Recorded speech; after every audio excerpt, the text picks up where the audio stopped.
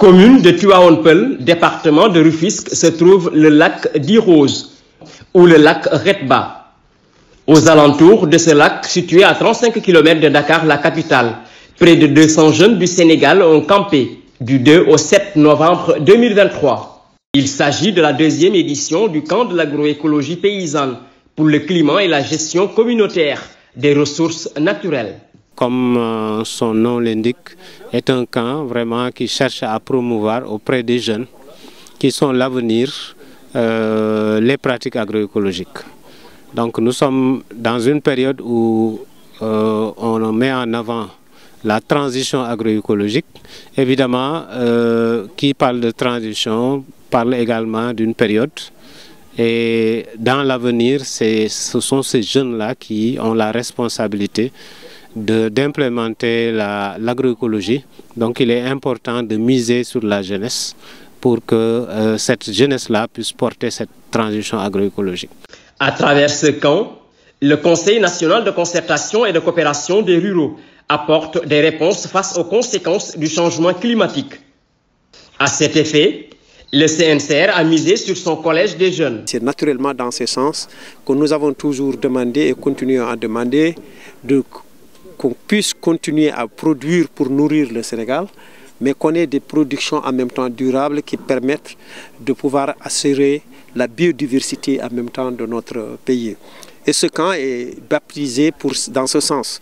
Le fait que les jeunes se retrouvent seulement au lac Rose en disant allons-y sur une problématique locale pour agir avec les populations sur des solutions qui pourront être durables, donne un symbolique, au-delà du symbolique effectivement de la nature du camp.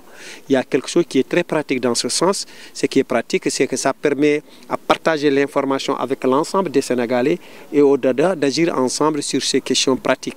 Nous avons tous entendu dans nos villages, dans nos forêts, partout au Sénégal, la lac Rose, que tu le vois ou que tu ne vois pas. Ce symbolique déjà a vendu le Sénégal en tant que pays. Qu'on nous dise aujourd'hui qu'il y a des difficultés, ça, on en a partout. Le fait qu'ils assistent avec la population, ce qui est le plus déterminant ici, c'est d'aider à accompagner les populations locales en fonction de ce qu'ils ont pris comme décision, comment on pourrait apporter notre contribution. Eu égard aux défis immenses qui interpellent les populations du monde, de l'Afrique et du Sénégal en particulier sur le changement climatique, beaucoup d'espoir repose sur l'engagement de la génération agroécologie. Nous avons été très émerveillés par le nombre de jeunes que nous avons vus ici, mais aussi la diversité qu'on constate au sein de cette jeunesse représentée ici. Ils sont venus des villes et des villages du Sénégal et ils représentent presque toutes les couches. Nous avions même constaté la présence de personnes en situation d'handicap et donc toutes les couches de la jeunesse sont représentées et c'est quelque chose de très important en ce moment où nul ne doit être laissé pour compte dans le cadre de la mise en œuvre des objectifs de développement durable. D'ailleurs, le choix du lac Rose pour abriter cette deuxième édition n'est pas fortuit. Ces jeunes campeurs veulent surtout attirer l'attention des autorités sur ce lac, site touristique et poumon économique, aujourd'hui en déperdition. Au lac Rose, autant pour moi, vous le savez tous comme nous qu'il n'y a plus la couleur rose. Les forêts sont menacées, il y a de l'empiètement partout. On ne sait plus où s'arrête, où commence l'assiette du lac. Il n'y a plus la couleur. Et entre autres, le remplissage du lac, la menace de l'emploi. Vous connaissez l'extraction du sel, qui peut être considérée comme une activité agricole. Pour rappel, nous sommes dans les activités agro-silvopastorales halieutiques. Donc, valablement, on peut intervenir et venir camper ici. En tant que jeune, dénoncer tout ce qui se fait et qui va impacter négativement pour nous, pour notre avenir et les générations qui vont venir.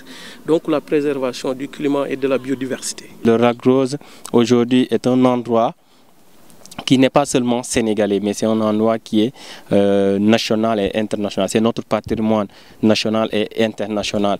Et ce patrimoine-là commençait à se dégrader.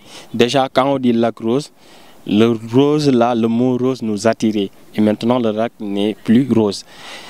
C'est quoi le problème? Il était important de venir voir c'est quoi le problème et quelles sont les solutions proposées par les populations qui sont là, les communautés de base, avec les autorités territoriales, mais avec la contribution des jeunes qui sont en train de vivre d'autres expériences similaires dans d'autres régions du pays, ainsi que des spécialistes qui sont venus et qui ont échangé autour de ça. Mais au-delà de la couleur du lac qui a changé dû à des phénomènes qu'on connaît quelque part, mais l'autre chose aussi, c'est le début de la disparition de la bande de filao, qui était aujourd'hui ici pour protéger contre l'érosion côtière et aussi un peu maintenir cette avancée de la mer aussi.